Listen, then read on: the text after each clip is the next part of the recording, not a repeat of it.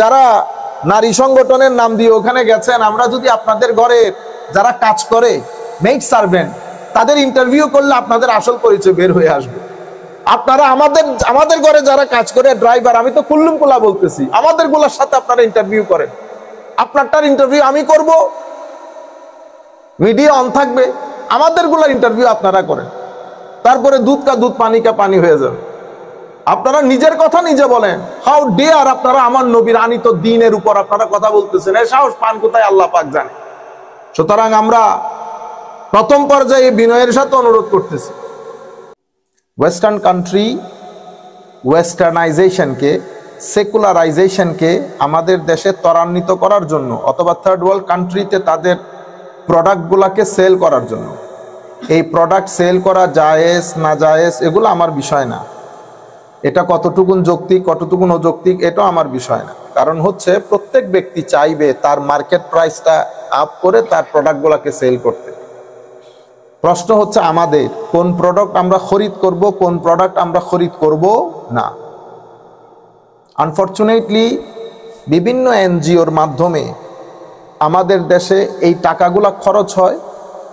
তারা নারী অধিকারের নাম দিয়ে সরকারের কাছে যে প্রস্তাবনা পেশ করেছে সেখানে তারা একটা সেন্টেন্স উল্লেখ করেছে, আমরা আমাদের সাধারণ জনগণের পক্ষ থেকে, আমরা প্রবাসী যারা আছি সকলের পক্ষ থেকে আমরা সরকারের কাছে একেবারে স্পষ্টভাবে আমরা বলতে চাচ্ছি যে সরকার এটা আমাদের সরকার, সাধারণ মানুষের সরকার। সুতরাং সরকার যেন এমন কোনো কাজ না করে যেটা মাত্র 2 to 3% মানুষকে রিপ্রেজেন্ট করে। 2 to 3% মানুষ কি বলেছে কি বলে নাই সরকার সেদিকে খেয়াল না করে বাংলাদেশের সাধারণ মানুষ, প্রান্তিক জনগণ কিভাবে চিন্তা করে, কিভাবে সাধারণ জীবন যাপন করে বা জিনিসগুলাকে জানে, তাদের উপলব্ধিকে ফিল করে সরকারের উচিত যে কোনো প্রস্তাবনা গ্রহণ করা। কারণ কোন একটা প্রস্তাবনা যদি কোরআন এবং সুন্নাহ আমার নবীর আদর্শের বাইরে যায়,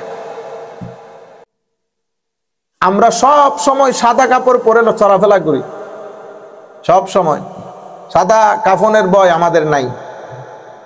আমরা বিনয়ের সাথে বলছি এই বিষয়গুলাকে পরিপূর্ণরূপে অধ্যয়ন করে উলামায়ে কেরামের সাথে ডিসকাস করে আমাদের সত্যিকার অর্থে বাংলাদেশের যারা স্কলার আছেন বিভিন্ন সাবজেক্টের তাদের সাথে বসে আমরা আশা করব এবং এটা বিশ্বাস করি সরকার কাজটা এভাবেই করবে। এবং এটা আমরা তীব্র নিন্দা জানাচ্ছি। ওখানে মেনশন করা হয়েছে যে ইসলামী আইনের কারণে আমাদের দেশে নারীদের অধিকার বঞ্চিত হওয়ার পেছনে মূল কারণ নাকি অনেক কারণের মধ্যে এটাও ফ্যাক্টর হিসেবে কাজ করেছে, সেটা হচ্ছে আমাদের ইসলামী নিয়ম নীতি। আপনাদের নাউজুবিল্লাহ ছোট হয়ে যাচ্ছে দিন দিন।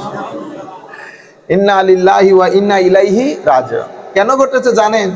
কারণ যারা গেছেন ওখানে, আমি জানি না ওনারা জীবনে কোরআন শরীফের পেজ উল্টিয়ে দেখেছেন কিনা আমার আল্লাহ নারীদের সম্পর্কে কি বলেছে। আমি জানি না এই কথা যে তারা আমার নবী সাল্লাল্লাহু আলাইহি ওয়াসাল্লামের জীবনী কখনো অধ্যয়ন করেছেন কিনা, আমার নবী নারীদের জন্য কি করেছেন। কোনো কিছু না জেনে না বুঝে আপনি 1450 বছর অতিবাহিত হয়ে যাচ্ছে, সেকেন্ড বিগেস্ট মুসলিম কান্ট্রির মধ্যে আপনারা এই সমস্ত কথা বলার সাহস পান কি করে? আর এটা কি 8-10টা ধর্মের মতো ধর্ম, এটা মোস্ট অ্যাডভান্সড সায়েন্টিফিক প্র্যাগম্যাটিক সিস্টেম্যাটিক্স এবং অসম্ভব রেশনাল একটা রিলিজিয়ন। আপনারা কোন দিক দিয়ে আমাদেরকে নিয়ে যেতে চাচ্ছেন গড নোস। হ্যাঁ, আমাদের সোসাইটির মধ্যে সমস্যা হচ্ছে আমরা সামাজিকভাবে আমাদের মধ্যে কিছু রোগ আছে, আমরা যেটাই করি সেটার মধ্যে সীমা লঙ্ঘন করি। যেমন আমাদের মধ্যে কিছু পরিবার আছে যেখানে মহিলাদেরকে কথাই বলতে দেওয়া হয় না। আছে, অবশ্যই আছে, সেটার সাথে ধর্ম না, সেটা হচ্ছে আমাদের বেড়ে ওঠা, আমাদের মাটি, আমাদের পানি। যারা নারী সংগঠনের নাম দিয়ে ওখানে গেছেন, আমরা যদি আপনাদের ঘরে যারা কাজ করে মেইড সার্ভেন্ট তাদের ইন্টারভিউ করলে আপনাদের আসল পরিচয় বের হয়ে আসবে। আপনারা আমাদের ঘরে যারা কাজ করে ড্রাইভার, আমি তো কুল্লুম কুলা বলতেছি, আমাদের গুলার সাথে আপনারা ইন্টারভিউ করেন। আপনারটার ইন্টারভিউ আমি করব, মিডিয়া অন থাকবে, আমাদের গুলার ইন্টারভিউ আপনারা করেন। তারপরে দুধ কা দুধ পানি কা পানি হয়ে যাবে। আপনারা নিজের কথা নিজে বলেন। হাউ ডেয়ার আপনারা আমার নবীর আনিত দ্বীনের উপর আপনারা কথা বলতেছেন, এই সাহস পান কোথায় আল্লাহ পাক জানে। সুতরাং আমরা প্রথম পর্যায়ে বিনয়ের সাথে অনুরোধ করতেছি,